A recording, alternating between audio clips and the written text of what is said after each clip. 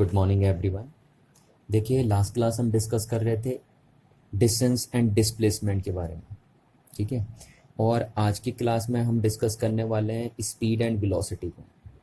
तो आज हम देखेंगे कि किसी भी ऑब्जेक्ट की स्पीड को किस तरीके से डिफाइन किया जाता है और किसी भी ऑब्जेक्ट की वेलोसिटी को किस तरीके से डिफाइन किया जाता है।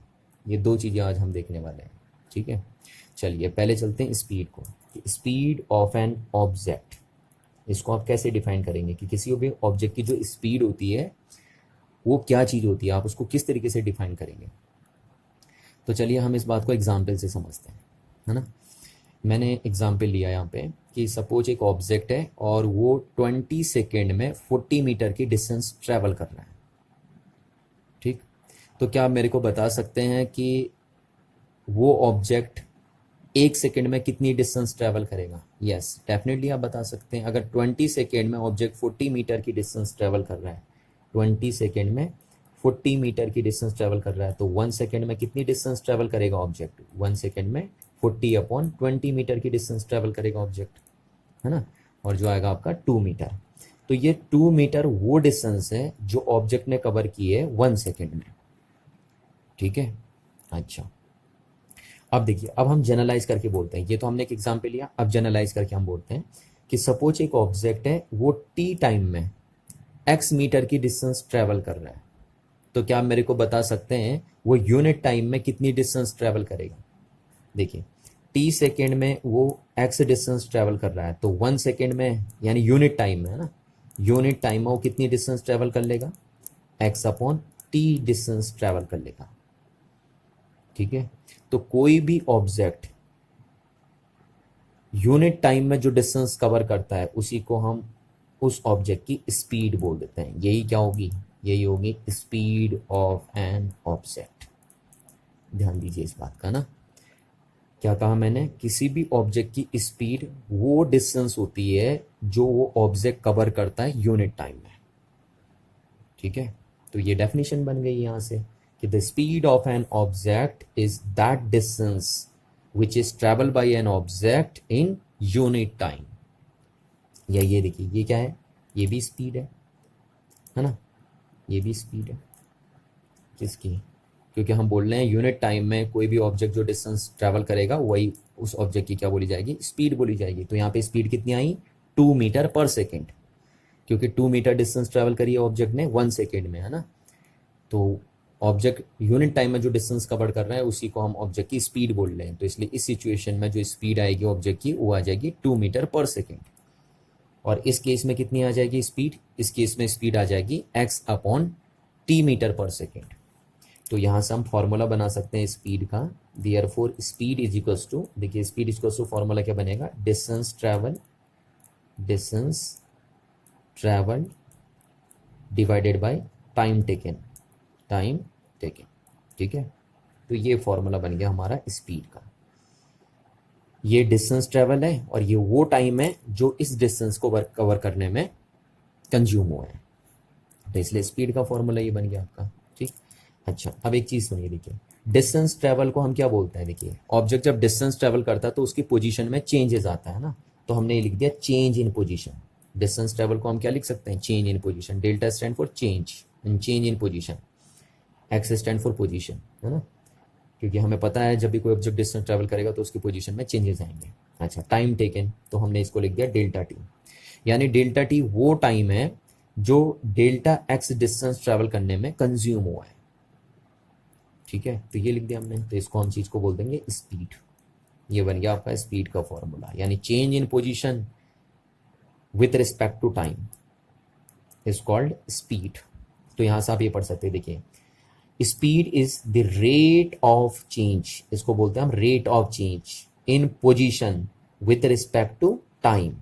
तो the rate of change in position with respect to time is known as speed. So that's why here we can write the rate of change of a position of an object with respect to time is called speed, ठीक है। तो ये बात आपको दिमाग में बैठ जानी चाहिए कि स्पीड वो डिस्टेंस होती है जो ऑब्जेक्ट यूनिट टाइम में कवर करता है। सपोज जैसे मैं 40 मीटर डिस्टेंस ट्रेवल कर रहा हूँ 1 सेकेंड में, तो इसका मतलब मेरी स्पीड हो जाएगी 40 मीटर पर सेकेंड। और अगर सपोज मैं 10 मीटर डिस्टेंस ट्रैवल कर रहा हूँ 1 सेकेंड में, तो इसका मतलब मेरी स्पीड हो जाएगी 10 मीटर पर सेकेंड। और सपोज अगर मैं 20 मीटर डिस्टेंस ट्रैवल कर रहा हूँ 20 मीटर डिस्टेंस ट्रैवल कर रहा हूँ 5 सेकेंड में, तो मेरी स्पीड कितनी हो जाएगी 4 मीटर पर सेकेंड। ठीक है, क्योंकि यूनिट सेकेंड में मैं कितनी डिस्टेंस ट्रैवल कर पाऊंगा 4 मीटर कर पाऊंगा ना। अगर मैं 20 मीटर डिस्टेंस ट्रैवल कर रहा हूँ 5 सेकेंड में, तो मैं यूनिट सेकेंड में कितनी डिस्टेंस ट्रैवल कर लूंगा 4 मीटर। और यूनिट सेकेंड में जो आप डिस्टेंस ट्रैवल करते हैं उसी को आप स्पीड बोलते हैं ना, इसलिए हमारी स्पीड हो जाएगी 4 मीटर पर सेकेंड। चलिए अब देखिए क्या है, स्पीड जो है वो डिस्टेंस और टाइम के कॉम्बिनेशन से बनी है। देखिए है ना, डिस्टेंस को अगर आप टाइम से डिवाइड कर देंगे तो स्पीड बन जाएगी आपके पास। अब देखिए डिस्टेंस एक स्केलर क्वांटिटी है, टाइम एक स्केलर क्वांटिटी है, तो स्पीड भी एक स्केलर क्वांटिटी हो जाएगी। यानी जब आप किसी ऑब्जेक्ट की स्पीड को मेजर करते हैं तो आपको सिर्फ मैग्नीट्यूड की रिक्वायरमेंट पड़ती है, डायरेक्शन की कोई रिक्वायरमेंट नहीं पड़ती। इसीलिए हम कहते हैं speed is a scalar quantity because it has only a magnitude it and it has no direction. अच्छा नेक्स्ट देखिए, नेक्स्ट मैंने आपको पहले भी एक बात बता चुका हूँ मैं शॉर्टकट, कि जो भी स्केलर क्वांटिटी हैं वो कभी भी नेगेटिव नहीं हो सकती है ना, उनकी वैल्यू नेगेटिव नहीं आती कभी भी, उनकी वैल्यू सिर्फ पॉजिटिव या जीरो हो सकती है। तो स्केलर स्पीड भी एक स्केलर क्वांटिटी है, इसलिए स्पीड की वैल्यू भी या तो सिर्फ पॉजिटिव हो सकती है या जीरो हो सकती है। किसी भी ऑब्जेक्ट की स्पीड कभी भी नेगेटिव नहीं हो सकती, इस बात को आपको ध्यान रखना है, क्योंकि स्पीड एक स्केलर क्वांटिटी और स्केलर क्वांटिटी कभी भी नेगेटिव नहीं होती है। अच्छा नेक्स्ट बात करें हम इसकी एमकेएस यूनिट की, कि आप स्पीड को काई में मेजर करेंगे ना। तो देखिए आप चेंज इन पोजीशन यानी डिस्टेंस को, डिस्टेंस की एमकेएस यूनिट क्या होती है आपकी मीटर, टाइम की एमकेएस यूनिट क्या होती है आपकी सेकंड, तो स्पीड की एमकेएस यूनिट क्या बन जाएगी आपकी मीटर पर सेकंड, है ना। इसकी एमकेएस यूनिट बना दीजिए, इसकी एमकेएस यूनिट बना दीजिए, तो इसकी एमकेएस यूनिट बन के आ जाएगी आपके पास। तो इसकी एमकेएस यूनिट क्या है मीटर, इसकी क्या है सेकंड, तो इसलिए स्पीड की क्या हो जाएगी मीटर पर सेकेंड। तो स्पीड को आप क्या में मेजर करते हैं मीटर पर सेकेंड में करते हैं। और अगर आप सीजीएस सिस्टम में बात करते हैं तो सीजीएस सिस्टम में स्पीड की यूनिट हो जाती है सेंटीमीटर पर सेकेंड। ठीक है, नेक्स्ट बात करेंगे हम इसके डायमेंशनल फॉर्मूले की। तो डायमेंशनल फॉर्मूला क्या हो जाएगा आपका, देखिए लेंथ का डिस्टेंस क्या है लेंथ, तो लेंथ का डायमेंशनल फॉर्मूला है एल, टाइम का डायमेंशनल फॉर्मूला है टी। ठीक है, तो जो स्पीड का डायमेंशनल फॉर्मूला बनेगा वो कितना बन जाएगा आपका m की पावर 0, l की पावर 1 और ये t पर जाएगा तो t की पावर -1। तो this is a dimensional formula of a speed. चलिए देखिए अब हम डिस्कस करते हैं डिफरेंट टाइप ऑफ स्पीड। तो यहाँ पे जनरली हमें देखने वाले हैं कि एक ऑब्जेक्ट के पास कितने टाइप की स्पीड्स हो सकती हैं। तो जनरली एक ऑब्जेक्ट के पास 4 टाइप की स्पीड्स हो सकती हैं। पहली है यूनिफॉर्म स्पीड, सेकेंड है वेरिएबल स्पीड या नॉन यूनिफॉर्म स्पीड, थर्ड है एवरेज स्पीड और फोर्थ है इंस्टेंटेनियस स्पीड। तो एक ऑब्जेक्ट के पास ये 4 टाइप की स्पीड्स हो सकती हैं।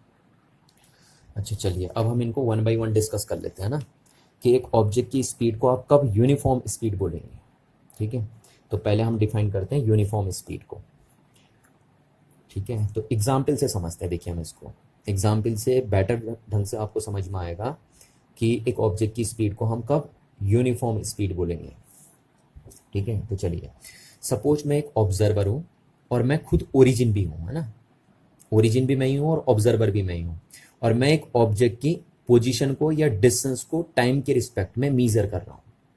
ठीक है, पोजीशन बोल दीजिए डिस्टेंस बोल दीजिए, बात एक ही है। तो मैं एक ऑब्जर्वर और मैं एक ऑब्जेक्ट की पोजीशन या डिस्टेंस को टाइम के रिस्पेक्ट में मीजर कर रहा हूँ। तो मैंने देखा कि जब टाइम स्टार्ट में 0 सेकेंड था तो उस ऑब्जेक्ट की जो पोजीशन थी वो 4 मीटर थी। ठीक, जब टाइम 2 सेकेंड हो गया तो उस ऑब्जेक्ट की जो पोजीशन आई वो 6 मीटर पे आ गई, और जब टाइम 4 सेकेंड हुआ तो ऑब्जेक्ट की पोजीशन आ गई 8 मीटर पे, और जब टाइम 6 सेकेंड हुआ तो ऑब्जेक्ट की पोजीशन आ गई 10 मीटर पे। ठीक है, तो आप देख रहे हैं जैसे जैसे टाइम इंटरवल इंक्रीज होते जा रहा है, ये टाइम इंक्रीज होते जा रहा है, वैसे वैसे ऑब्जेक्ट की पोजीशन भी क्या होती जा रही है इंक्रीज होती जा रही है, यानी ऑब्जेक्ट की पोजीशन में चेंजेस आ रहे हैं। ठीक है, अच्छा अब इस टाइम को मैंने t1 नेम दे दिया, इसको t2 नेम दे दिया, इसको t3 नेम दे दिया, इसको t4 नेम दे दिया। ऐसे ही इस डिस्टेंस को मैंने x1 या पोजीशन बोल दीजिए डिस्टेंस बोल दीजिए ना, इस पोजीशन को मैंने x1 नेम दे दिया, इसको x2 इसको x3 इसको x4। चलिए अब मैं फर्स्ट टाइम इंटरवल में, ये देखिए पहला टाइम इंटरवल है कितने का है, 2 सेकंड का है ना। तो फर्स्ट टाइम इंटरवल में मैं स्पीड कैलकुलेट करने जा रहा हूँ। देखिए स्पीड कैलकुलेट करने जा रहा हूँ मैं फर्स्ट टाइम इंटरवल में। तो कैसे निकालेंगे हम, देखिए स्पीड कैसे निकालते हैं, change in position with respect to time. अभी आपको बताया था मैंने स्पीड कैसे निकालते हैं, change in position with respect to time. तो फर्स्ट टाइम इंटरवल ये है आपका। तो यहाँ कितना आया, चेंज इन पोजीशन कितना हुआ, देखिए x2 माइनस x1 है ना। चेंज हमेशा कैसे निकालते हैं, फाइनल माइनस इनिशियल। तो फाइनल ये, इनिशियल ये, तो final minus initial upon time interval. तो पोजीशन में इतना चेंज आने में कितना टाइम इंटरवल हुआ, इतना टाइम इंटरवल हुआ ना, तो t2 माइनस t1। तो this is a time interval corresponding to this change in position. ठीक है, तो x2 की वैल्यू है 6, x1 की वैल्यू है 4, ये t2 की वैल्यू है 2 माइनस 0, तो ये आया आपका 2/2 मीटर पर सेकेंड, और कैंसिल आउट हुआ तो ये आ गया आपका 1 मीटर पर सेकेंड। तो यानी इस टाइम इंटरवल में जो स्पीड है वो आई 1 मीटर पर सेकेंड। ठीक है, ऐसी इस टाइम इंटरवल में अगर आप निकालेंगे, देखिए ये टाइम इंटरवल, ये भी कितने का इंटरवल है, 2 सेकेंड का है ना। ये टाइम इंटरवल भी 2 सेकेंड का था, ये टाइम इंटरवल भी 2 सेकेंड का है। तो अगर आप इस टाइम इंटरवल में भी स्पीड निकालेंगे तो अगेन आपकी ये आएगी 1 मीटर पर सेकेंड। आप कैलकुलेट करके देख सकते हैं। ठीक है, जैसे मैंने ये निकाला है ऐसे ये भी निकाल दिया। अच्छा, अब आप इस टाइम इंटरवल में निकालिए, देखिए ये इस टाइम इंटरवल में अगर आप स्पीड निकालेंगे तो अगेन आपकी आएगी 1 मीटर पर सेकेंड। आप कैलकुलेट करके देख सकते हैं। ठीक है, तो आप देख रहे हैं, देखिए यूनिफॉर्म स्पीड आ रही है ना, एक जैसी स्पीड आ रही है, देखिए आ रही नहीं आ रही है, इसी को तो हम बोलेंगे यूनिफॉर्म स्पीड या कांस्टेंट स्पीड। तो देखिए स्पीड कांस्टेंट कब आ रही है, जब ऑब्जेक्ट इक्वल टाइम इंटरवल में इक्वल डिस्टेंस कवर कर रहा है। देखिए यहाँ टाइम इंटरवल 2 सेकेंड का है, और हर बार वो इक्वल टाइम इंटरवल में इक्वल डिस्टेंस कवर कर रहा है। देखिए यहाँ 2 सेकंड में 2 मीटर डिस्टेंस ट्रैवल कर रहा है, यहाँ 2 सेकंड में 2 मीटर डिस्टेंस ट्रैवल कर रहा है, और यहाँ भी 2 सेकंड में 2 मीटर डिस्टेंस ट्रैवल कर रहा है। तो जब कोई भी ऑब्जेक्ट इक्वल टाइम इंटरवल में इक्वल डिस्टेंस कवर करेगा तो उसकी स्पीड क्या होगी, कांस्टेंट होगी, और फिर हम उसकी स्पीड को यूनिफॉर्म स्पीड बोलेंगे। तो हम बोल सकते हैं कि the speed of an object is said to be uniform speed if it cover equal distances in equal interval of time। ठीक है, तो इस सिचुएशन में जो ऑब्जेक्ट की स्पीड है वो यूनिफॉर्म है, क्योंकि ऑब्जेक्ट क्या कर रहा है, इक्वल डिस्टेंस कवर कर रहा है इक्वल इंटरवल ऑफ टाइम में। हर बार टाइम का इंटरवल 2 सेकेंड है, और हर बार वो 2 सेकेंड में 2 मीटर की डिस्टेंस ट्रेवल कर रहा है। तो इसलिए जो ऑब्जेक्ट की स्पीड होगी वो यूनिफॉर्म हो जाएगी इस सिचुएशन में। ठीक है, तो ये तो आई होप आपको समझ में आ गया होगा। चलिए अब बात करते हैं वेरिएबल स्पीड की। Variable speed is also known as non uniform speed. Non uniform speed, अब इसको समझते, देखिए नॉन यूनिफॉर्म स्पीड क्या है। तो फिर वही एग्जाम्पल लेके चलते हैं, है ना। सपोज मैं ऑब्जर्वर और मैं ही क्या हुआ, ओरिजिन हो गया, और मैं एक ऑब्जेक्ट की पोजीशन या डिस्टेंस को मीज़र कर रहा हूँ टाइम के रिस्पेक्ट में, और मैंने ये मीज़रमेंट की। देखिए मैंने देखा कि जब टाइम 0 सेकेंड था तो उस ऑब्जेक्ट की पोजीशन थी 4 मीटर, टाइम 2 सेकेंड तो ऑब्जेक्ट की पोजीशन है 6 मीटर, है ना, टाइम 4 सेकेंड तो ऑब्जेक्ट की पोजीशन 10 मीटर, और टाइम 6 सेकेंड तो ऑब्जेक्ट की पोजीशन 18 मीटर। इनको मैंने नेम दे दिया T1, T2, T3, T4, X1, X2, X3, X4। अच्छा, अब मैं ऑब्जेक्ट की स्पीड कैलकुलेट करना चाह रहा हूँ फर्स्ट टाइम इंटरवल में। फर्स्ट टाइम इंटरवल ये हो गया आपका। ठीक है, फर्स्ट टाइम इंटरवल में मैं ऑब्जेक्ट की स्पीड कैलकुलेट करना चाह रहा हूँ। तो कैसे करते हैं स्पीड कैलकुलेट, स्पीड का फॉर्मूला है change in position with respect to time. ये तो बताया मैंने आपको, है ना, कि स्पीड का फॉर्मूला क्या होगा, स्पीड का फॉर्मूला होगा change in position with respect to time. तो चेंज इन पोजीशन, देखिए यहाँ से यहाँ कितना पोजीशन में चेंजेस आया, तो चेंज कैसे निकालते हैं, फाइनल माइनस इनिशियल। तो final position minus initial position, this is a change in position and with respect to time. तो इस पोजीशन में चेंज आने में कितना टाइम लगा, T2 minus T1। This is the time taken to corresponding this change in position। ठीक है, तो x2 की वैल्यू है 6, x1 की वैल्यू है 4, T2 की वैल्यू है 2, और T1 की वैल्यू आपकी 0। तो यहाँ से आप इसको सॉल्व करेंगे तो 2/2 आएगा, और ये आ गया आपका 1 मीटर पर सेकेंड। तो इस टाइम इंटरवल में जो स्पीड आई है आपकी फर्स्ट टाइम इंटरवल में, वो आई आपकी 1 मीटर पर सेकेंड। ठीक है, अच्छा अब सेकेंड टाइम इंटरवल में देखिए आप, सेकेंड टाइम इंटरवल कितने का है, देखिए यहाँ भी फर्स्ट टाइम इंटरवल 2 सेकेंड का था, सेकेंड टाइम इंटरवल भी 2 सेकेंड का आपका। अब अगर इस टाइम इंटरवल में आप स्पीड निकालेंगे, देखिए वही फॉर्मूला जैसे मैंने आपको ऊपर बताया था वैसे आप यहाँ पे भी निकाल सकते हैं, सेम दैट। तो अब अगर आप सेकेंड टाइम इंटरवल में स्पीड कैलकुलेट करेंगे इस टाइम इंटरवल में, तो आपकी आएगी 2 मीटर पर सेकेंड। ठीक है, सेकेंड टाइम इंटरवल में निकालिए इस टाइम इंटरवल में, तो यहाँ पे भी यहाँ कितनी आएगी, 2 मीटर पर सेकेंड आएगी। ठीक है, और अगर आप यहाँ कैलकुलेट करके देखेंगे इस टाइम इंटरवल में, थर्ड टाइम इंटरवल में, ये फर्स्ट टाइम इंटरवल है, ये सेकेंड टाइम इंटरवल है और थर्ड टाइम इंटरवल है, तो थर्ड टाइम इंटरवल में अगर आप स्पीड निकाल के देखेंगे इसी तरीके से जैसे मैं निकाल रहा हूँ, तो ये आएगी आपकी 18 माइनस 10, 8/2, तो 8/2 यानी आपकी आ जाएगी 4 मीटर पर सेकेंड। ठीक है, ये आ जाएगी। तो आप देख पा रहे हैं कि जो स्पीड है वो डिफरेंट डिफरेंट है। देखिए इस टाइम इंटरवल में स्पीड डिफरेंट है, इस टाइम इंटरवल में स्पीड डिफरेंट है और इस टाइम इंटरवल में स्पीड डिफरेंट है। और ऐसा क्यों हुआ, क्योंकि इक्वल इंटरवल ऑफ टाइम में, देखिए टाइम का इंटरवल हर बार 2 सेकेंड का था, तो इक्वल इंटरवल ऑफ टाइम में ऑब्जेक्ट इक्वल डिस्टेंस कवर नहीं कर रहा, इसलिए स्पीड यहाँ पे क्या आई है, डिफरेंट डिफरेंट आ रही है। देखो यहाँ टाइम इंटरवल 2 सेकेंड था तो ऑब्जेक्ट ने 2 मीटर डिस्टेंस ट्रेवल करी, यहाँ टाइम इंटरवल 2 सेकेंड था पर ऑब्जेक्ट ने 4 मीटर की डिस्टेंस ट्रेवल कर दी। ठीक है, और यहाँ टाइम इंटरवल 2 सेकेंड था पर ऑब्जेक्ट ने 8 मीटर की डिस्टेंस ट्रेवल कर दी है ना। तो जब भी कोई ऑब्जेक्ट अनइक्वल डिस्टेंसेस कवर करेगा इक्वल इंटरवल ऑफ टाइम में, तो उस सिचुएशन में ऑब्जेक्ट की स्पीड नॉन यूनिफॉर्म स्पीड होगी। जैसे इस सिचुएशन में, देखिए इस सिचुएशन में इक्वल टाइम इंटरवल में, टाइम इंटरवल हर बार 2 सेकेंड का पर अनइक्वल डिस्टेंसेस कवर कर रहा ऑब्जेक्ट इक्वल टाइम इंटरवल में ना, तो इसीलिए हम कहते हैं कि an object is said to be moving with variable speed या non uniform speed if it cover unequal distances in equal interval of time. ठीक है, तो आई होप आपको इतनी बात समझ में आ गई होगी।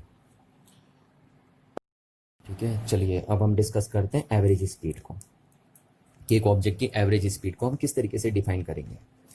चलिए एग्जाम्पल से समझते हैं हम इसको। ठीक है, एग्जाम्पल से समझाता हूँ मैं आपको। सपोज ये रामनगर है आपका, और इस रामनगर को ही हम ओरिजिन मान के चले हैं। ठीक है, और यहाँ ही से हम स्टार्ट भी कर रहे हैं, यहीं से चल रहे हैं हम, तो ये हमारी इनिशियल पोजीशन भी हो गई। ठीक है, इनिशियल पोजीशन भी हो गई। तो अगर ओरिजिन और इनिशियल पोजीशन सेम हो जाए तो इनिशियल पोजीशन का जो कोऑर्डिनेट होगा वो कितना होगा, 0 होगा, क्योंकि इनिशियल पोजीशन का कोऑर्डिनेट हम कहाँ से मीजर करते हैं, ओरिजिन से मीजर करते हैं। और अगर ओरिजिन और इनिशियल पोजीशन कोइंसाइड कर जाए तो इनिशियल पोजीशन का कोऑर्डिनेट कितना हो जाएगा, 0 हो जाएगा आपका। ठीक है, अच्छा अब यहाँ से चलना शुरू किया आप बस के थ्रू, हाँ बस के थ्रू जा रहे हैं रामनगर से और दिल्ली तक, ये तो दिल्ली आपकी क्या है, फाइनल पोजीशन, फाइनल पोजीशन आपकी क्या बस की है वो, क्योंकि आप बस के थ्रू जा रहे हैं। ठीक है, फाइनल पोजीशन, और ये फाइनल पोजीशन का जो कोऑर्डिनेट है वो x2 हमने मान लिया। ठीक है, कि x2 है, तो ये जो चीज़ है यही तो x2 है आपके पास, क्योंकि फाइनल पोजीशन का जो कोऑर्डिनेट है ओरिजिन से वो x2 है, तो ये x2 की जो वैल्यू आई वो है 250 किलोमीटर, यानी रामनगर से दिल्ली की जो डिस्टेंस है वो है 250 किलोमीटर। पोजीशन का मतलब डिस्टेंस है ना, तो रामनगर से दिल्ली की डिस्टेंस 250 किलोमीटर है। अच्छा, अब यहाँ पे टाइम कितना था, जब बस ने स्टार्ट किया था तो 0 था। फाइनल टाइम कितना हुआ, फाइनल पोजीशन का टाइम कितना हुआ, तो सपोज बस चली 250 किलोमीटर की डिस्टेंस और बस ने रामनगर से दिल्ली चलने में लिया टाइम 5 आवर्स का, ये लिया टाइम 5 आवर्स का। ठीक है, तो अब बस की एवरेज स्पीड कैलकुलेट करके बताइए, how to calculate average speed of bus. ठीक है, एवरेज स्पीड कैसे निकालेंगे हम बस की यहाँ पे, तो एवरेज स्पीड कैसे निकालते हैं, देखिए टोटल डिस्टेंस ट्रेवल्ड, टोटल कितनी डिस्टेंस ट्रेवल हुई और उस डिस्टेंस को ट्रेवल करने में कितना टाइम लिया आपने टोटल, तो टोटल टाइम टेकन। ठीक है, टोटल टाइम टेकन, तो ये आ जाएगा आपके पास। अच्छा, अब देखिए total distance travel delta x upon total time कितना ले, delta t, that's are known as average speed.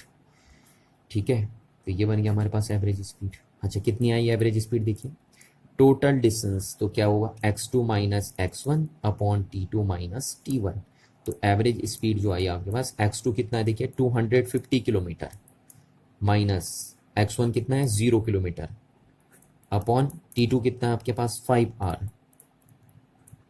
T1 कितना आपके पास 0R।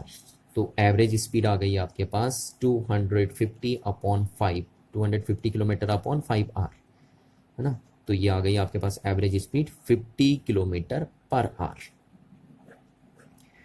तो यानी जो बस की एवरेज स्पीड है रामनगर से दिल्ली वो है 50 किलोमीटर पर आवर। ठीक है, तो आपने देखा कि गिवन टाइम इंटरवल में, जैसे यहाँ पे गिवन टाइम इंटरवल कितना है हमारे पास 5 आवर्स का है ना, तो एक गिवन टाइम इंटरवल में एवरेज स्पीड कैसे कैलकुलेट करते हैं, उस टाइम इंटरवल में, उस गिवन टाइम इंटरवल में आपने कितनी डिस्टेंस ट्रैवल करी उसको आप किससे डिवाइड कर देते हैं, टाइम इंटरवल से डिवाइड कर देते हैं। तो आपको पता चल जाता है कि उस टाइम इंटरवल में एवरेज स्पीड कितनी होगी। जैसे यहाँ पे देखिए, यहाँ पे टाइम इंटरवल 5 आवर्स का था, तो हमें पता करना था कि इस 5 आवर्स के टाइम इंटरवल में एवरेज स्पीड कितनी होगी बस की। तो हमने क्या किया कि इस 5 आवर्स के टाइम इंटरवल ने बस ने जितनी डिस्टेंस ट्रैवल करी उसको यहाँ पे रख दिया, अपॉन टाइम इंटरवल नीचे रख दिया। तो हमें पता चल गया कि इस 5 आवर्स के टाइम इंटरवल में बस की जो एवरेज स्पीड है वो कितनी है। तो कितनी आई 50 किलोमीटर पर आवर। तो अब देखिए हम यहाँ से ये कह सकते हैं कि इसका मीनिंग ये है कि अगर बस 50 किलोमीटर पर आवर की स्पीड से कंटिन्यू 5 आवर्स तक मूव करते रहेगी तो वो 250 किलोमीटर की डिस्टेंस ट्रैवल कर लेगी। ये हम ऐसे भी बोल सकते हैं कि अगर बस 50 किलोमीटर पर आवर की स्पीड से कंटिन्यूअसली मूव करती रहेगी तो वो 250 किलोमीटर डिस्टेंस ट्रैवल करने में 5 आवर्स का टाइम लेगी। ठीक है, अच्छा अब जरा ध्यान दीजिए, देखिए क्या है यहाँ पे, क्या है ना, जब रामनगर से दिल्ली बस गई होगी तो क्या इस स्पीड से गई होगी बस 50 किलोमीटर पर आवर की? नहीं। देखिए ये एक्चुअल एवरेज स्पीड जो होती है वो एक्चुअल स्पीड नहीं होती है बस की, है ना। ये तो एक वर्चुअल स्पीड होती है। एवरेज स्पीड क्या होती है, एक तरीके की वर्चुअल स्पीड होती है। बस इस स्पीड से थोड़ी ना जाएगी। आप खुद ही सोचिए, क्या बस कंटिन्यू 50 किलोमीटर पर आवर की स्पीड से जाएगी रामनगर से दिल्ली तक? नहीं। कभी बस 50 की स्पीड से जाएगी, कभी 40 की स्पीड से जाएगी, कभी 60, और कभी कभी हो सकता है बस की स्पीड 0 भी करनी पड़े। जैसे सपोज स्टेशन आ गया काशीपुर में, तो वहां पे बस को रोकना भी पड़ सकता है आपको, है ना। तो बस की स्पीड कभी 0 भी होगी। तो आप ध्यान दीजिए कि रामनगर से दिल्ली बस कंटिन्यू 50 किलोमीटर पर आवर की स्पीड से नहीं चल सकती है। ये तो एक एवरेज स्पीड है ना, और एवरेज स्पीड एक वर्चुअल स्पीड होती है, ये कोई एक्चुअल स्पीड नहीं होती है बस की। ठीक है, हाँ ये ध्यान रखना, क्योंकि जब रामनगर से दिल्ली बस चल रही है तो वो डिफरेंट स्पीड से चलती है। वो कभी 0 स्पीड भी होगी बस की रामनगर से दिल्ली जाते समय, कभी 30 भी होगी, कभी 50 भी होगी, कभी 100 भी होगी बस की स्पीड। तो अलग अलग स्पीड से बस ट्रैवल करेगी। ठीक, अच्छा तो ये बात जरूर समझिए कि जो एवरेज स्पीड होती है वो बस की एक्चुअल स्पीड नहीं होती है, वो एक बस की वर्चुअल स्पीड होती है। और ये हम तब कैलकुलेट करते हैं, देखिए किसी भी ऑब्जेक्ट की एवरेज स्पीड तब हम कैलकुलेट करते हैं जब ऑब्जेक्ट एक पर्टिकुलर टाइम इंटरवल के अंदर डिफरेंट डिफरेंट स्पीड से मूव कर रहा होगा। ठीक है, तब हम ऑब्जेक्ट की एवरेज स्पीड कैलकुलेट करते हैं। ये बात ध्यान रखना आप हमेशा, है ना, कि आप एवरेज स्पीड कब निकालते हैं ऑब्जेक्ट की, जब ऑब्जेक्ट एक पर्टिकुलर टाइम इंटरवल में डिफरेंट डिफरेंट स्पीड से मूव करता है। जैसे यहाँ पे देखिए, इस 5 आवर के टाइम इंटरवल में ऑब्जेक्ट ऑब्जेक्ट मतलब बस डिफरेंट डिफरेंट स्पीड से क्या करेगी, मूव करेगी। तो इसलिए इस सिचुएशन में हम कौन सी स्पीड कैलकुलेट करेंगे, एवरेज स्पीड कैलकुलेट करेंगे। चलिए अब बात करते हैं इंस्टेंटेनियस स्पीड की, है ना, कि एक ऑब्जेक्ट की इंस्टेंटेनियस स्पीड क्या होती है। तो फोर्थ वन है हमारे पास इंस्टेंटेनियस स्पीड। चलिए इस चीज़ को अब हम देखते हैं। अच्छा देखिए यहीं पे समझते हैं, एग्जाम्पल से समझते हैं। सपोज रामनगर से दिल्ली जब बस जा रही है तो उस टाइम मैंने आपसे पूछ दिया कि 10 आवर 13 मिनट और 5 सेकेंड पे बताइए बस की स्पीड कितनी है। ठीक है, समझिए बात को, क्या कह रहा हूं मैं। जब रामनगर से दिल्ली आपकी बस जा रही थी तो मैंने एक पर्टिकुलर टाइम पे, एक पर्टिकुलर इंस्टेंट पे आपसे पूछ दिया कि बस की स्पीड कितनी है। जैसे मैंने पूछ दिया 10 आवर 13 मिनट और 5 सेकेंड पे बस की स्पीड कितनी है, ये बताइए मेरे को। तो उस टाइम जो बस की स्पीड होगी उसी को हम बोलेंगे इंस्टेंटेनियस स्पीड। समझ में आ रही बात। तो एक पर्टिकुलर इंस्टेंट ऑफ टाइम पे बस के पास जो स्पीड होती है उसी को हम बोलते हैं बस की इंस्टेंटेनियस स्पीड। या हम ऐसे भी बोल सकते हैं, देखिए जैसे मैंने बोल दिया कि जब रामनगर से दिल्ली बस आ रही थी तो सपोज यहाँ पे कहीं पे रोहन का घर पड़ा, ठीक है, यहाँ पे कहीं रोहन का घर आ गया, तो रोहन का घर जब यहाँ पे पड़ा तो रोहन का घर एक पॉइंट जैसा होगा। रामनगर से दिल्ली जब जा रहे हो आप तो रोहन का घर एक कैसे बिहेव करेगा, एक पॉइंट जैसा बिहेव करेगा ना। तो एक पर्टिकुलर पॉइंट पे जैसे मैं पूछ दूं कि रोहन के घर पे बस की स्पीड क्या होगी, तो रोहन का घर एक पॉइंट जैसा हो गया, है ना। तो एक पॉइंट पे जो बस की स्पीड होगी, जब बस मूव कर रही होगी तो एक पर्टिकुलर पॉइंट पे जो बस की स्पीड होगी उसी को हम बस की इंस्टेंटेनियस स्पीड बोलेंगे। तो इसीलिए हम कह सकते हैं the speed of an object at any particular instant of time या at a particular point is called instantaneous speed. ठीक है, तो ये ध्यान रखना आपको कि एक पर्टिकुलर पॉइंट पे या एक पर्टिकुलर इंस्टेंट ऑफ टाइम पे बस की जो स्पीड होती है उसी को हम बस की इंस्टेंटेनियस स्पीड बोलते हैं। अच्छा देखिए, अब इंस्टेंटेनियस स्पीड को कैलकुलेट करने का फॉर्मूला क्या है, ये तो आपने थ्योरेटिकल बता दिया कि एक पर्टिकुलर इंस्टेंट पे या एक पर्टिकुलर पॉइंट पे बस की जो स्पीड है वो इंस्टेंटेनियस स्पीड होगी।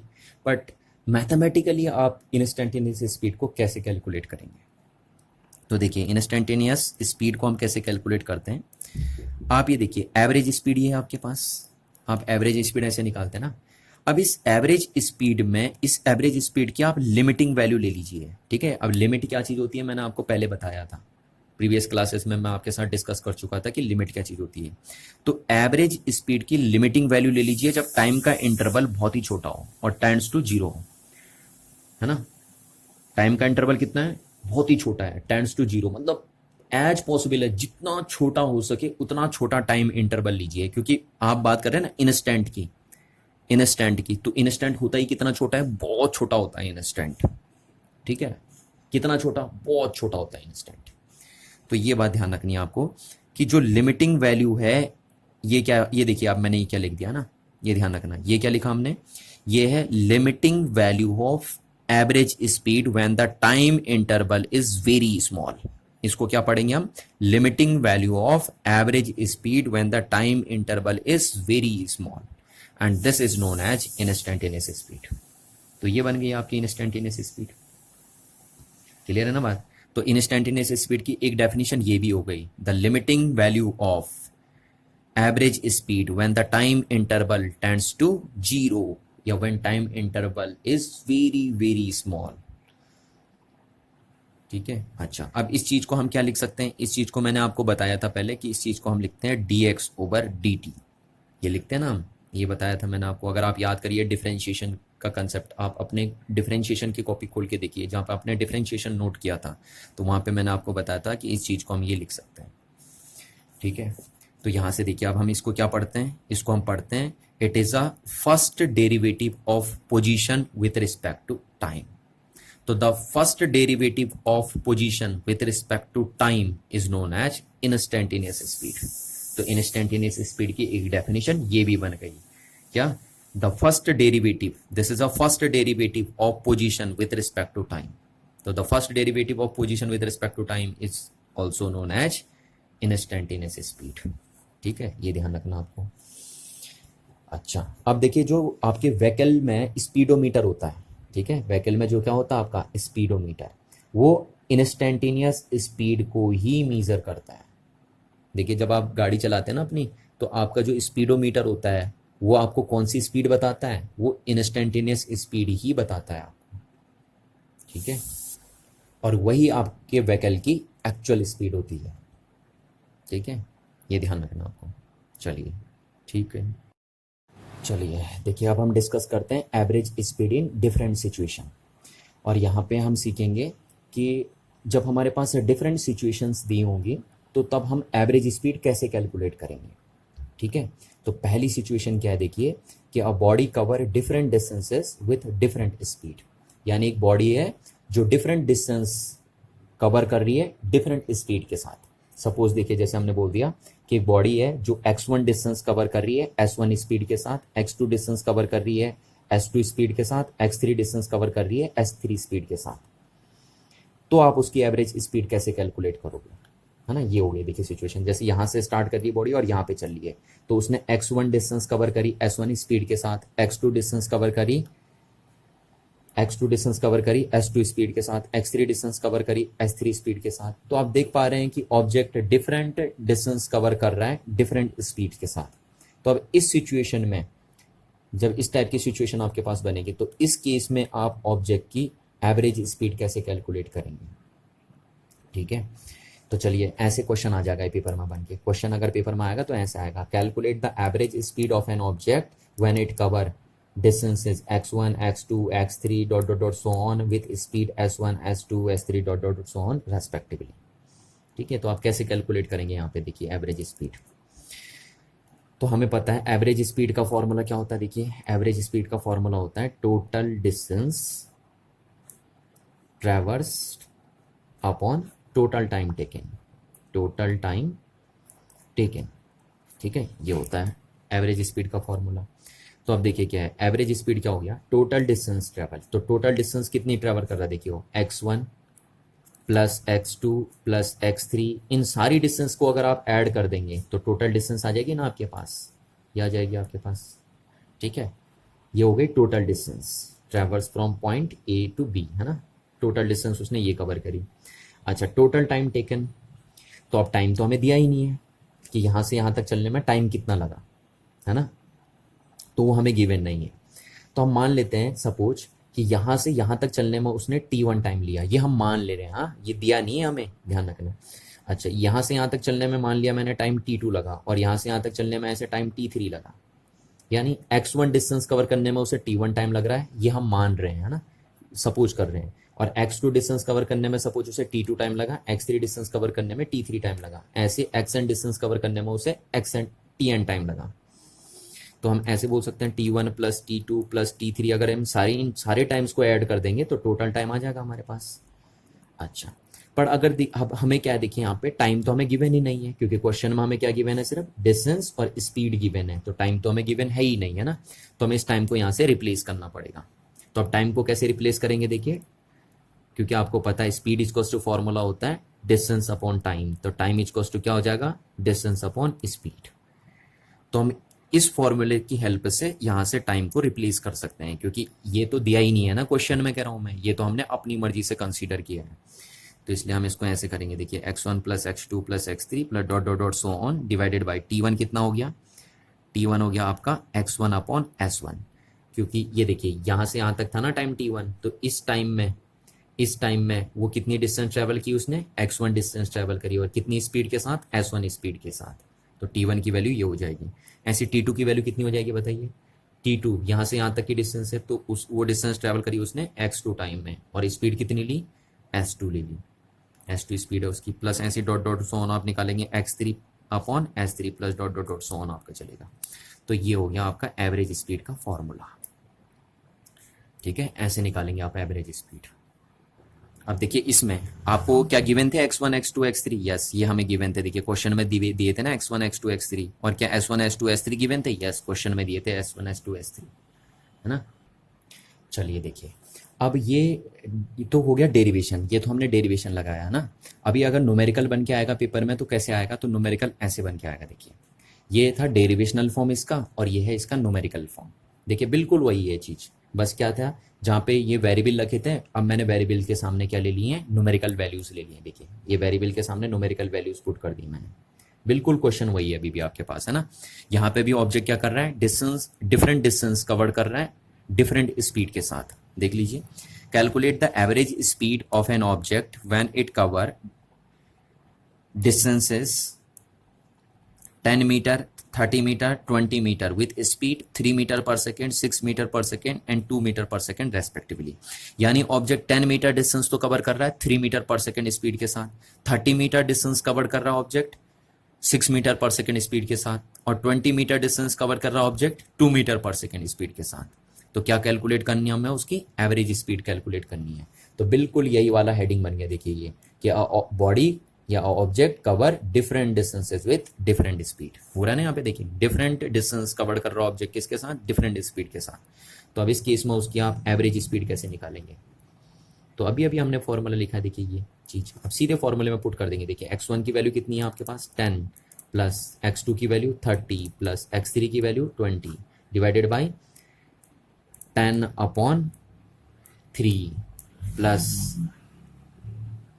हाँ 30 x2 की वैल्यू कितनी है 30/6। ठीक है, सिर्फ वैल्यू पुट कर रहा हूँ मैं ना, प्लस x3 की वैल्यू कितनी है 20/s3 की वैल्यू कितनी है 2।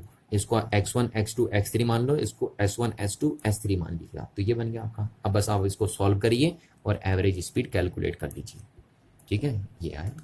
तो आप सिंपल देख रहे हैं कि किस तरीके से हम डिफरेंट डिफरेंट सिचुएशन में एवरेज स्पीड कैसे कैलकुलेट करेंगे। बस आपको ये फॉर्मूला रिमेंबर रखना है एवरेज स्पीड का। अच्छा, अब यहाँ पे केस बन सकता है, देखिए एक स्पेशल केस हमने बना दिया कि अगर सपोज क्या ऑब्जेक्ट क्या कर रहा है, 2 इक्वल डिस्टेंसेस कवर कर रहा है अलग अलग स्पीड के साथ, देखिए है ना, 2 इक्वल डिस्टेंस को कवर कर रहा है अलग अलग स्पीड के साथ। जैसे मतलब माना मैंने यहां से चल रहा ऑब्जेक्ट और यहाँ पे चल रहा फाइनली ना, तो पहली हाफ डिस्टेंस यानी पहली एक्स डिस्टेंस उसने कवर करी s1 स्पीड के साथ और दूसरी एक्स डिस्टेंस उसने कवर करी s2 स्पीड के साथ। ये यानी वो पहले हाफ में तो s1 स्पीड के साथ चला और नेक्स्ट हाफ में वो s2 स्पीड के साथ चला। तो अब उसकी एवरेज स्पीड आप कैसे निकालेंगे? ठीक है, तो आप यही फॉर्मूला लगा दीजिए, देखिए एवरेज स्पीड का ये हो गया ना, x1 और x2 बराबर हैं तो इनको हमने क्या कर दिया x लिख दिया। ठीक है, अपॉन ये क्या बना हमारा x/s1 प्लस x/s2 बन गया, नहीं बन गया? तो ये क्या हो गया हमारा 2x अपॉन ये हो गया हमारा s1 into s2। x common आ जाएगा, आप यहाँ से सीधे लिख सकते हैं इसको, डायरेक्ट लिख दे रहा हूँ मैं यहाँ से। x का ये हो जाएगा, एवरेज स्पीड हो जाएगी हमारी 2x। ठीक है, और यहाँ से x हमने कॉमन ले लिया तो ये बचेगा 1/s1 प्लस 1/s2 और इस x से x कैंसिल आउट हो जाएगा। तो जो एवरेज स्पीड आएगी हमारी हो जाएगी 2s1s2 upon s1 plus s2, ये आ जाएगी, देखिए। ठीक है, तो इस बात का आपको ध्यान रखना है कि अगर एक object equal distances, 2 equal distances अगर अलग अलग स्पीड के साथ कवर करें तो फिर उसकी एवरेज स्पीड हम डायरेक्ट इस फॉर्मूले से शॉर्ट कट निकाल सकते हैं। ठीक है ना। चलिए अब हम सेकंड सिचुएशन डील कर लेते हैं। तो फर्स्ट सिचुएशन हमने डील कर ली कि हम एवरेज स्पीड कैसे कैलकुलेट करते हैं जब एक object different distances different speed के साथ कवर करता है। अब हम इसमें सेकंड केस देखते हैं, देखिए। ठीक है, सेकंड केस क्या है कि जब एक ऑब्जेक्ट डिफरेंट स्पीड के साथ चलता है डिफरेंट टाइम इंटरवल्स में। यानी अब सिचुएशन ये है कि ऑब्जेक्ट की जो स्पीड है वो डिफरेंट टाइम इंटरवल्स में डिफरेंट है। ठीक है, तो अब ये हो गई, देखिए situation. Suppose a body travels with a speed s1 s2 s3 in time interval t1 t2 t3 respectively. ठीक है, तो इस केस में क्या हो रहा है, आप इस सिचुएशन में हो रहा है कि ऑब्जेक्ट s1 डिस्टेंस तो कवर कर रहा है t1 टाइम, s1 स्पीड के साथ चल रहा है t1 टाइम में, s2 स्पीड के साथ चल रहा है वो t2 टाइम में, और s3 स्पीड के साथ चल रहा है वो t3 टाइम में। और हमें कैलकुलेट करना है एवरेज स्पीड। ठीक है, तो ये क्वेश्चन बन के ऐसा आएगा, देखिए पेपर में क्वेश्चन इस फॉर्मेट में आएगा बन के कि calculate the average speed of an object when it travel with speed s1 s2 s3 in time interval t1 t2 t3 respectively. यानी ऑब्जेक्ट यहाँ से चल रहा है, सपोज ये a है और ये b है ना, तो s1 इस t1 टाइम तक तो s1 स्पीड से चल रहा है, t2 टाइम तक वो s2 स्पीड से चल रहा है और t3 टाइम तक वो s3 स्पीड से चल रहा है। ठीक है, तो उसकी एवरेज स्पीड कैलकुलेट करके बताइए कि ऑब्जेक्ट की एवरेज स्पीड क्या होगी जब वो t1 टाइम तक s1 स्पीड से चलेगा, t2 टाइम तक s2 स्पीड से चलेगा और t3 टाइम तक s3 स्पीड से चलेगा। तो उसकी एवरेज स्पीड कैलकुलेट करके बताइए कितनी होगी। ठीक है, तो अभी हम वही लगाते हैं यहाँ पे। इस केस में देखिए एवरेज स्पीड कैसे निकालेंगे आप, है ना, तो वही हो गया फॉर्मूला। एवरेज स्पीड क्या हो गया, total distance travelled upon total time. तो एवरेज स्पीड क्या होगा, देखिए टोटल डिस्टेंस अभी हमें नहीं पता। ठीक है, हमें नहीं पता कि यहाँ से यहाँ तक की डिस्टेंस कितनी है, पर टोटल टाइम तो हमें पता है ना कि कितना है, t1 plus t2 plus t3। ये देखिए यहाँ से यहाँ तक चलने में वो टाइम कितना ले रहा है, t1 plus t2 plus t3 ले रहा है। ठीक है, तो ये टोटल टाइम हो गया। अच्छा, अब टोटल टाइम में वो कितनी डिस्टेंस कवर कर रहा है, तो डिस्टेंस हमें नहीं पता, तो हमने मान लिया कि जब तक वो S1 स्पीड के साथ चल रहा था T1 टाइम इंटरवल में, तो उस टाइम हमने मान लिया कि उसने डिस्टेंस कवर करी होगी x1। ठीक है, इसको हम सपोज कर रहे हैं, है नहीं, है गिवन नहीं है। हमने क्या माना कि T1 टाइम में जब वो S1 स्पीड से चल रहा था तो उसने सपोज इस टाइम में इस स्पीड के साथ x1 डिस्टेंस कवर कर ली, प्लस अब हम ये मान के चल रहे हैं कि T2 टाइम में जब वो S2 स्पीड के साथ चल रहा था तो उसने जो डिस्टेंस कवर करी होगी उस टाइम वो x2 हम मान लेते हैं, और प्लस जब वो इस टाइम इंटरवल में इस स्पीड के साथ चल रहा था तो उसने जो डिस्टेंस कवर करी होगी इस स्पीड के साथ इस टाइम इंटरवल में, तो उसको हमने x3 सपोज कर लिया। ठीक है, तो ये क्या हो जाएगी, टोटल डिस्टेंस हो जाएगी from point A to B. तो अब एवरेज स्पीड कितनी आएगी देखिए, क्या हमें गिवन था? नहीं, हमें ये गिवन नहीं है ना, हमें क्वेश्चन में सिर्फ क्या गिवन है, स्पीड्स और टाइम इंटरवल गिवन है, हमें डिस्टेंस गिवन नहीं है, तो हमें इनको हटाना पड़ेगा यहाँ से। अब हटाएंगे तो कैसे हटाएंगे देखिए, आपको पता है, देखिए स्पीड इक्वल टू होता है डिस्टेंस अपॉन टाइम, तो डिस्टेंस इक्वल टू क्या हो जाएगा, स्पीड इनटू टाइम। ठीक है, तो हम कैसे हटाएंगे देखिए x1 को, x1 कौन सी डिस्टेंस थी, जो उसने T1 टाइम इंटरवल में कवर की S1 स्पीड के साथ, तो इसलिए x1 को हम S1 T1 से हटा सकते हैं, प्लस x2 को हम कैसे हटा सकते हैं, x2 कौन सी डिस्टेंस थी, जो ऑब्जेक्ट ने कवर करी T2 टाइम इंटरवल में S2 स्पीड के साथ, तो इसको हम S2 इंटू T2 से हटा सकते हैं, प्लस इसको कैसे हटा सकते हैं हम, S3 इंटू T3 से हटा सकते हैं, divided by T1 plus T2 plus T3, तो ये हो गया हमारा फाइनल। देखिए अब इस फाइनल फॉर्मूले में देखिए S1 S2 S3 गिवन है हमें, और T1 T2 T3 भी क्या है, गिवन है, तो ये हमारा फाइनल आंसर हो गया डेरिवेशनल फॉर्म में। ठीक है, और जब यही चीज़ न्यूमेरिकल बन के आएगी तो इनकी वैल्यू आपको दी होगी, तब न्यूमेरिकल फॉर्म में ये ऐसा आएगा, जैसे इसकी वैल्यू दी होगी 2 मीटर पर सेकेंड, इसकी 5 मीटर पर सेकेंड, इसकी 8 मीटर पर सेकेंड, और इसकी वैल्यू दी होगी जैसे आपको 40 सेकेंड, 20 सेकेंड, और इसकी वैल्यू दी होगी जैसे ऐसे 30 सेकेंड, है ना। तो अगर ये न्यूमेरिकल बन के आएगा तो बस आपको इस फॉर्मूले में वैल्यू पुट कर देनी और आंसर निकाल देना। तो इस बात का ध्यान रखिए कि जब ऑब्जेक्ट डिफरेंट टाइम इंटरवल में डिफरेंट स्पीड के साथ मूव करता है तो उस सिचुएशन में ऑब्जेक्ट की एवरेज स्पीड इस तरीके से निकालते हैं। यहाँ पे आप एक छोटा सा न्यूमेरिकल देखते हैं, और ये न्यूमेरिकल भी एवरेज स्पीड से ही रिलेटेड है आपका। ठीक है, तो क्या है न्यूमेरिकल देखिए, लिखा है ऑन अ 60 किलोमीटर ट्रैक, एक ट्रैक है 60 किलोमीटर का, तो ये मान लिया मैंने पूरा ट्रैक है हमारा, जिसकी डिस्टेंस है या जिसकी लेंथ है 60 किलोमीटर, 60 किलोमीटर का आपका एक ट्रैक है। ठीक है, अ train travels the first 30 kilometre with a uniform speed 30 kilometre per hour, तो इसमें से जो फर्स्ट 30 किलोमीटर डिस्टेंस है, ये वाली डिस्टेंस फर्स्ट 30 किलोमीटर डिस्टेंस है ना, इसको हमने x1 नाम दे दिया, और इस x1 की वैल्यू कितनी है यहाँ पे 30 किलोमीटर।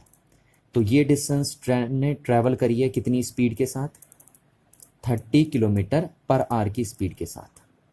ठीक है ना, अच्छा, तो ये जो रिमेनिंग डिस्टेंस है उसको हमने x2 बोल दिया, और इस x2 की वैल्यू भी कितनी होगी, फिर आपको पता है 30 किलोमीटर होगी, है ना। तो यहाँ तक क्या है देखिए क्वेश्चन, एक ट्रैक था हमारे पास, उसकी डिस्टेंस थी या उसकी लेंथ थी 60 किलोमीटर की।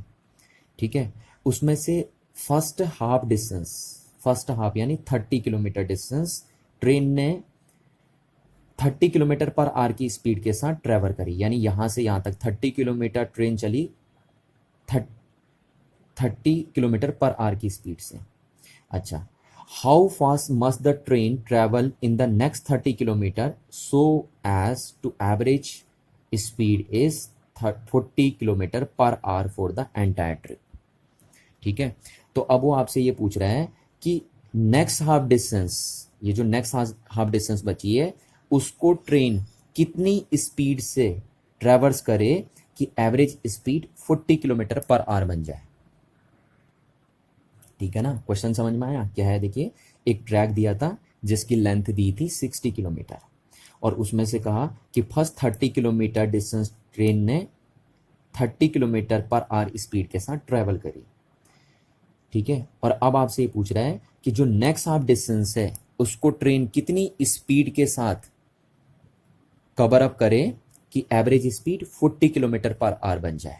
तो यानी हमें ये बताना है कि इस डिस्टेंस को कितनी स्पीड के साथ ट्रेन कवर करे कि एवरेज स्पीड आपकी 40 किलोमीटर पर आवर बन जाए। ठीक है, तो हमें ये निकालनी है, जो रिमेनिंग डिस्टेंस है 30 किलोमीटर की, वो ट्रेन किस स्पीड से चले कि ताकि average speed 40 kilometre per our बन जाए। तो हम फिर वही फॉर्मूला लगाते हैं, देखिए average speed equals to total distance upon total time, यही तो होता है टोटल टाइम। तो एवरेज स्पीड क्या होगा, देखिए टोटल डिस्टेंस कितनी है x1 plus x2 upon total time कितना है, तो टोटल टाइम हम मान लेते हैं यहाँ से यहाँ तक चलने का टाइम t1 है प्लस यहाँ से यहाँ तक चलने का टाइम t2 है, ये हम मान लेते हैं सब कुछ, है ना। ठीक है, दिया तो नहीं था टाइम पर हमने मान लिया, तो ठीक है। तो एवरेज स्पीड कितना हो जाएगा, देखिए ये कितना दिया आपके पास, ये x, अभी चलो इसको x1 x2 ही रहने दो। अब क्या t1 आपको गिवन है, नहीं, यहाँ से यहाँ तक चलने का टाइम हमको गिवन नहीं है, पर यहाँ से यहाँ तक चलने का डिस्टेंस हमें गिवन है और यहाँ से यहाँ तक चलने की स्पीड हमें गिवन है।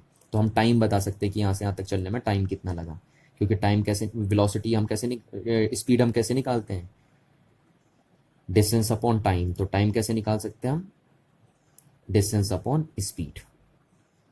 तो t1 टाइम कहाँ से कहाँ तक था, यहाँ से यहाँ तक। t2 टाइम कहाँ से कहाँ तक था, यहाँ से यहाँ तक, है ना। तो t1 को हम कैलकुलेट कर सकते हैं, देखिए कैसे कैलकुलेट कर सकते हैं हम t1 को, x1 अपॉन s1, क्योंकि t1 वो टाइम था जितने टाइम में उसने x1 डिस्टेंस ट्रेवल करी s1 स्पीड के साथ, तो इसलिए हम t1 को ऐसे लिख सकते हैं। और t2 कौन सा टाइम था, t2 वो टाइम था जितने टाइम में उसने x2 डिस्टेंस कवर करी है s2 स्पीड के साथ, तो t2 को हम ऐसे लिख सकते हैं। ये हो गया हमारे पास, ठीक है। अब हमें ये निकालनी है बस, क्योंकि हमें ये पता है ना ये कितना करना, हमें 40 किलोमीटर पर आवर करना है, तो हमें ये कैलकुलेट करना है। तो चलिए, तो पहले तो हम यहाँ से एस एवरेज इक्वल्स टू ऐसे कर देते हैं इसको, x1 प्लस x2। अच्छा, इन दोनों की वैल्यू इक्वल है तो हम इनको x लिख सकते हैं, ठीक है, क्योंकि दोनों की वैल्यूज इक्वल हैं। तो ये हो गया हमारा 2x डिवाइडेड बाई, ये भी देखिए x upon s1 plus x upon s2 हो गया, ठीक। तो एस एवरेज इक्वल्स टू कितना हो गया हमारे पास 2x, और ये x हमने एलसीएम ले लिया यहाँ से, तो ये बनेगा 1 upon s1 plus 1 upon s2, ठीक। तो यहाँ से एस एवरेज आपका आ गया, एस एवरेज इक्वल्स टू, देखिए x से x कैंसिल आउट हो गया, तो ये आ जाएगा 2s1 into s2 divided by s1 plus s2, जो फॉर्मूला भी हमने लगाया था वही चीज़ है ना। अच्छा, अब देखिए एवरेज स्पीड कितनी करनी है हमें, 40 किलोमीटर पर आवर करनी है, तो इसको हमने 40 कर दिया, is equal to 2 into S1 कितना दिया हमें, S1 की वैल्यू दी है 30, इंटू S2 हमें कैलकुलेट करना है तो हमने यहाँ S2 रख दिया, डिवाइडेड बाई S1 कितना है 30 प्लस S2 हमें कैलकुलेट करना है तो हमने S2 को ऐसे रख दिया, ये बन गया हमारे पास, ठीक है। अब आप इसे सॉल्व कर लीजिए, है ना। तो मैं यहाँ सॉल्व कर रहा हूँ, तब तक मैं वीडियो पॉज कर लेता हूँ, ठीक है, और मैं इसे सॉल्व करके निकाल रहा हूँ। तो सॉल्व करके अगर आप वैल्यू कैलकुलेट करेंगे तो यहाँ से S2 की जो वैल्यू आएगी वो आएगी 60 किलोमीटर पर आवर। आप कैलकुलेट करके देख लीजिए, देखिए यहाँ से, है ना, कर सकते हैं आप बिल्कुल कैलकुलेट, सिंपल ही तो करना है। तो S2 की वैल्यू यहाँ से अगर आप कैलकुलेट करेंगे तो 60 किलोमीटर पर आवर आ जाएगी, यानी रिमेनिंग जो डिस्टेंस है अगर उसको ट्रेन 60 किलोमीटर पर आवर की स्पीड से ट्रेवल करेगी तो ट्रेन की average speed 40 kilometre per our बन जाएगी, ठीक है। तो बस यही था क्वेश्चन, सिंपल से क्वेश्चन है ना। और किस पे बेस्ड है ये क्वेश्चन, एवरेज स्पीड पे बेस्ड है। चलिए, तो अभी तक हम बात कर रहे थे स्पीड की, अब हम बात करते हैं वेलोसिटी की, ठीक है। तो देखिए, जैसे आपने ऑब्जेक्ट की स्पीड को डिफाइन किया था, बस बिल्कुल सिमिलरली आप इसी तरीके से ऑब्जेक्ट की वेलोसिटी को भी डिफाइन करते हैं। बस फ़र्क इतना होता है कि स्पीड में जहाँ डिस्टेंस है तो वेलोसिटी में वहाँ पे डिस्प्लेसमेंट आ जाता है, बस इतना फ़र्क होता है दोनों में, है ना। बाकी सब कुछ जैसे आपने स्पीड को डिफाइन किया था ना ऑब्जेक्ट की, सिमिलरली इसी तरीके से आप ऑब्जेक्ट की वेलोसिटी को भी डिफाइन करेंगे। इसलिए मैं वेलोसिटीज की सारी डेफिनेशन यहाँ पे नहीं लिख रहा हूँ, क्योंकि बिल्कुल आपको ऐसी लिखनी है जैसे स्पीड की आपने लिखी थी, बस फर्क इतना होगा कि स्पीड में जहाँ पे आपने डिस्टेंस लिखा था, वेलोसिटी में वहाँ पे डिस्प्लेसमेंट कर देना आपको, ठीक है। चलिए, अच्छा अब देखिए, डिस्प्लेसमेंट एक वेक्टर क्वांटिटी है, तो इसलिए वेलोसिटी भी एक वेक्टर क्वांटिटी होगी। जैसे देखिए, आपने डिस्टेंस एक स्केलर था, स्केलर क्वांटिटी थी, तो स्पीड भी एक स्केलर क्वांटिटी आई। तो सिमिलरली ऐसी डिस्प्लेसमेंट एक वेक्टर क्वांटिटी है, तो इसलिए वेलोसिटी भी एक वेक्टर क्वांटिटी होगी। तो यहाँ से हम कह सकते हैं कि velocity is a vector quantity, ठीक है, वेक्टर क्वांटिटी है वेलोसिटी। अच्छा, अब देखिए, और अगर वेलोसिटी एक वेक्टर क्वांटिटी है तो इसकी वैल्यू पॉजिटिव भी हो सकती है, नेगेटिव भी हो सकती है और जीरो भी हो सकती है, ठीक है। क्योंकि मैंने आपको पहले भी बताया था कि कोई भी क्वांटिटी अगर वेक्टर है तो उसकी वैल्यू पॉजिटिव भी हो सकती है, नेगेटिव भी हो सकती है और जीरो भी हो सकती है, ठीक है। और वेक्टर क्वांटिटी की नेगेटिव वैल्यू उसकी डायरेक्शन बताती है। जो भी क्वांटिटी अगर वेक्टर है ना, और उसमें नेगेटिव साइन आ रहा है, तो वो जो नेगेटिव साइन होगा वो उस वेक्टर क्वांटिटी की डायरेक्शन को इंडिकेट कर रहा होगा। ठीक है, जबकि देखिए स्पीड जो होती है, स्पीड सिर्फ पॉजिटिव और जीरो हो सकती है किसी भी ऑब्जेक्ट की, किसी भी ऑब्जेक्ट की स्पीड नेगेटिव नहीं हो सकती क्योंकि स्पीड स्केलर क्वांटिटी है। बट जबकि किसी भी ऑब्जेक्ट की जो वेलोसिटी है वो पॉजिटिव भी हो सकती है, नेगेटिव भी हो सकती है और जीरो भी हो सकती है। नेक्स्ट थिंग देखिए, MKS यूनिट ऑफ वेलोसिटी। ठीक है, तो वेलोसिटी की MKS यूनिट क्या बनेगी, देखिए ये फॉर्मूला है। डिस्प्लेसमेंट, डिस्प्लेसमेंट की MKS यूनिट क्या होती है, मीटर। टाइम की MKS यूनिट क्या होती है, सेकेंड। तो क्या बन गया, मीटर पर सेकेंड। यानी वेलोसिटी और स्पीड की यूनिट सेम होती है ना। जो यूनिट स्पीड की होगी वही यूनिट वेलोसिटी की भी होगी, बिल्कुल सेम है। तो जब इनकी यूनिट सेम है तो इनका डायमेंशनल फार्मूला भी सेम होगा, है ना। तो डायमेंशनल फार्मूला ऑफ वेलोसिटी क्या हो जाएगा, जो स्पीड का होगा डायमेंशनल फार्मूला।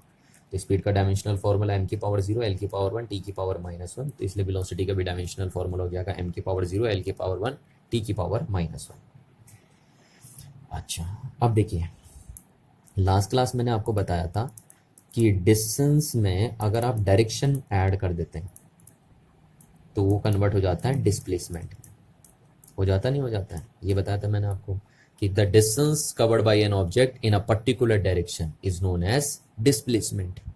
कोई भी ऑब्जेक्ट एक पर्टिकुलर डायरेक्शन में जो डिस्टेंस कवर करेगा उसी डिस्टेंस को हम उस ऑब्जेक्ट का डिस्प्लेसमेंट बोल देते हैं। ठीक है, तो ये हो गया हमारे पास। अच्छा, अब देखिए यहाँ हमने टाइम से डिवाइड कर दिया और इसको भी हमने टाइम से डिवाइड कर दिया, है ना। इधर तो हम करेंगे नहीं क्योंकि डायरेक्शन को टाइम से डिवाइड करना बेवकूफ़ी वाली हरकतें होंगी। अब ये क्या बना, देखिए आपका ये बन गया आपका स्पीड, डिस्टेंस अपॉन टाइम। ये बन गया आपका वेलोसिटी। ठीक है, तो ये क्या बना आपका प्लस डायरेक्शन। यानी एक पर्टिकुलर डायरेक्शन में जो स्पीड होती है उसी को आप वेलोसिटी कॉल करते हैं ना। ध्यान रखना इस बात का, the speed of an object in a particular direction is known as velocity of the object. ये देखिए, तो जब भी स्पीड में अगर आप डायरेक्शन ऐड कर देंगे तो वो स्पीड फिर वेलोसिटी में कन्वर्ट हो जाती है। यानी स्पीड और वेलोसिटी में फर्क होता है सिर्फ किसका, डायरेक्शन का। अच्छा, अब देखिए मैंने एक चीज लास्ट क्लास आपको ये भी बताई थी कि the magnitude of displacement, the magnitude of displacement is ये क्या, इसका मतलब क्या हुआ, मैग्नीट्यूड की बात कर रहे हैं हम, है ना। मैग्नीट्यूड जब ये लिखते हैं ना हम ऐसे मैग्नीट्यूड वैल्यू, ठीक है, मॉड वैल्यू, तो फिर साइन इग्नोर कर देते हैं हम, पॉजिटिव नेगेटिव साइन इग्नोर कर देते हैं। तो डिस्प्लेसमेंट की का जो मैग्नीट्यूड है वो ऑलवेज लेसर होगा या इक्वल हो सकता है ज़्यादा से ज़्यादा किसके, डिस्टेंस के मैग्नीट्यूड के। ये बात हमने अभी लास्ट क्लास आपको बताई थी कि the magnitude of a displacement is always be lesser than या इक्वल टू डिस्टेंस। ठीक है, एक केस में बस डिस्प्लेसमेंट और डिस्टेंस एक केस में इक्वल हो सकते हैं मैग्नीट्यूड में, और वो कब होगा, जब ऑब्जेक्ट स्ट्रेट लाइन में मूव करेगा। क्योंकि अगर ऑब्जेक्ट स्ट्रेट लाइन में मूव करेगा तो फिर डिस्टेंस और डिस्प्लेसमेंट की वैल्यू क्या हो जाएगी, इक्वल हो जाएगी। ठीक है, और अदरवाइज अगर ऑब्जेक्ट स्ट्रेट लाइन में मूव नहीं कर रहा तो डिस्प्लेसमेंट की वैल्यू हमेशा डिस्टेंस से लेस होगी। चलिए, अच्छा अब अगर हम इसको टाइम से डिवाइड कर दें, इसको भी टाइम से डिवाइड कर दें, तो ये क्या बन जाएगा आपका, वेलोसिटी बन जाएगी, है ना। और ये क्या बन जाएगा आपका, स्पीड बन जाएगी। तो इसका मीनिंग है कि जो वेलोसिटी का मैग्नीट्यूड होगा वो भी हमेशा लेसर होगा किससे, स्पीड के मैग्नीट्यूड से। ठीक है, एक केस में इक्वल हो सकता बस कि वेलोसिटी का मैग्नीट्यूड और स्पीड का मैग्नीट्यूड एक केस में इक्वल हो सकता है, और वो किस केस में इक्वल होगा, वो जब ऑब्जेक्ट स्ट्रेट लाइन में मूव करेगा। क्योंकि जब ऑब्जेक्ट स्ट्रेट लाइन में मूव करेगा तो उस केस में डिस्टेंस एंड डिस्प्लेसमेंट इक्वल हो जाएंगे। तो सिमिलरली जब ऑब्जेक्ट स्ट्रेट लाइन में मूव करेगा तो हम कहेंगे फिर स्पीड और वेलोसिटी भी क्या हो जाएंगे, मैग्नीट्यूड में इक्वल हो जाएंगे।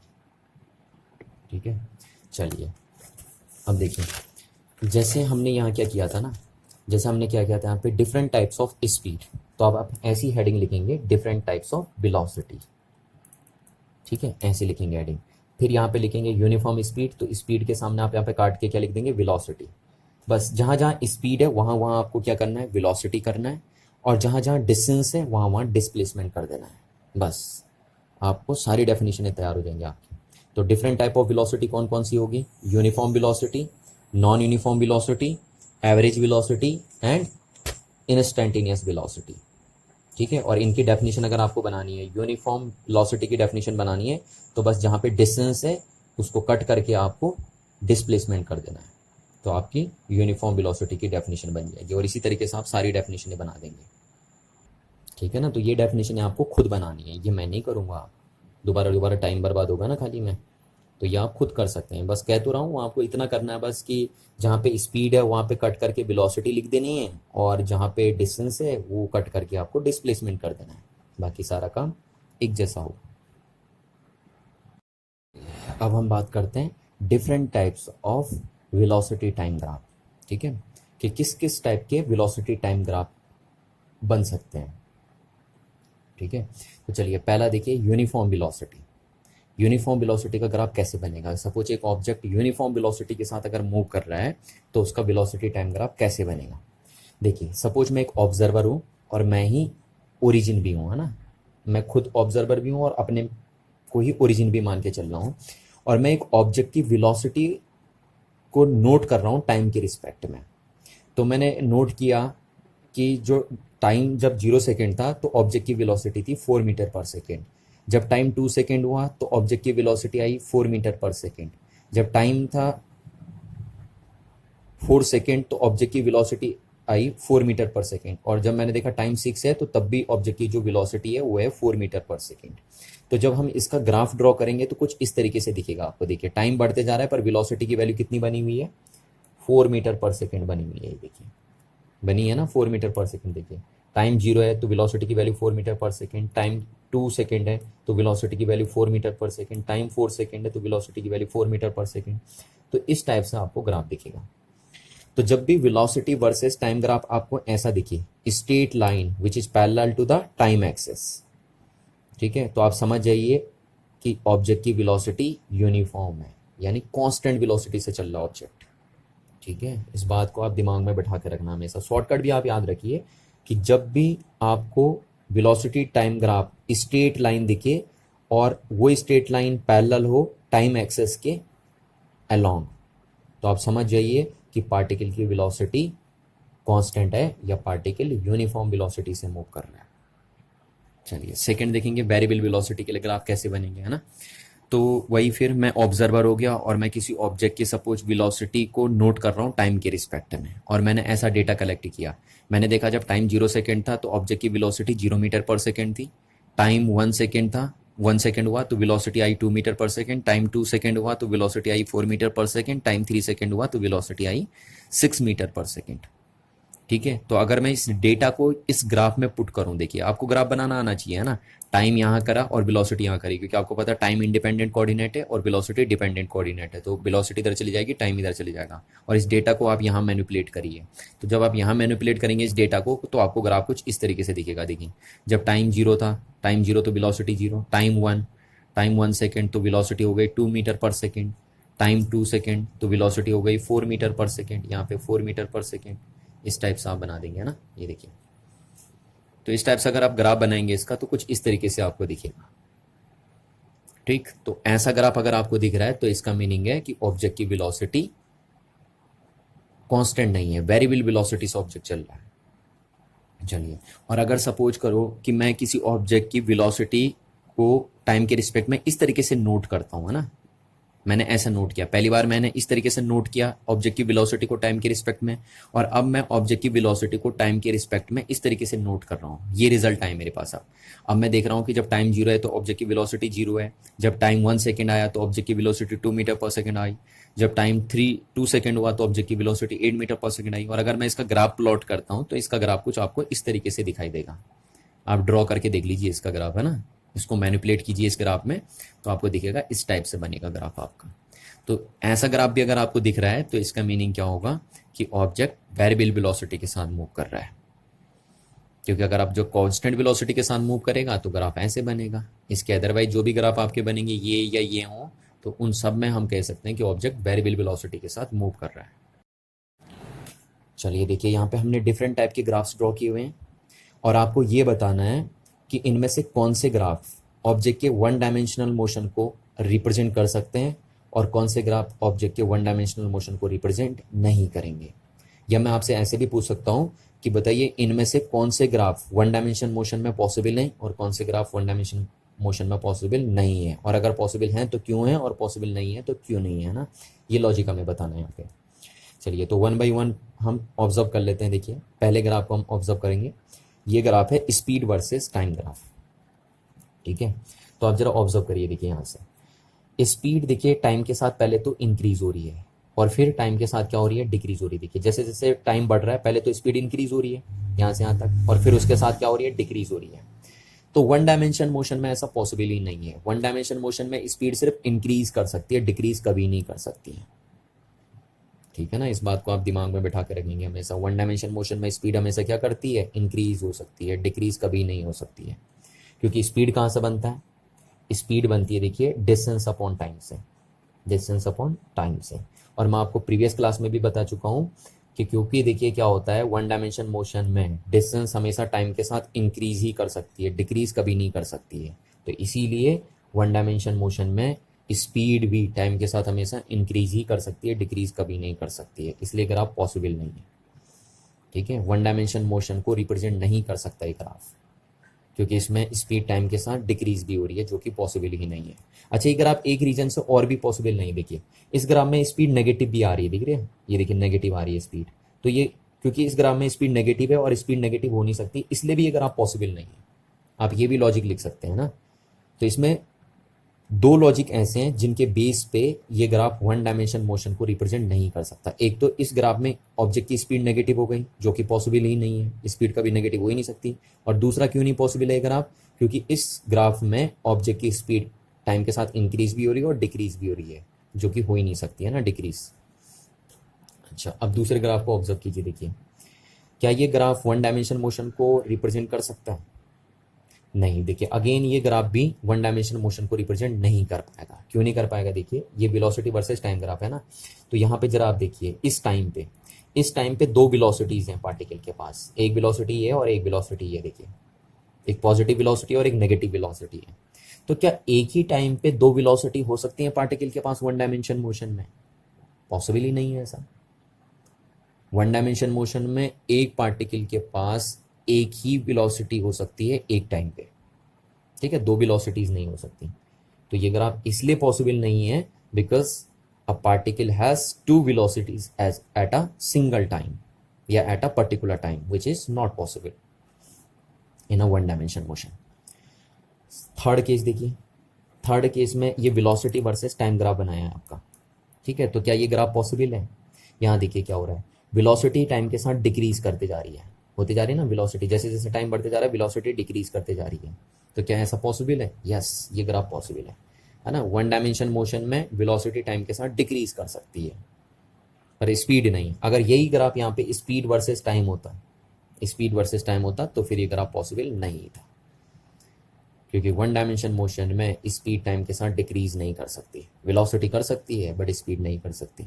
तो देखो फर्क इतना है, यहाँ पे वेलोसिटी है और टाइम है, तो ये ग्राफ पॉसिबल हो जाएगा वन डायमेंशन मोशन में। पर अगर ये ग्राफ यहाँ पे स्पीड और वर्सेस टाइम होता तो फिर ये ग्राफ वन डायमेंशन मोशन में पॉसिबल नहीं होगा, ठीक है। तो आई होप आपको ये बातें समझ में आ गई होंगी।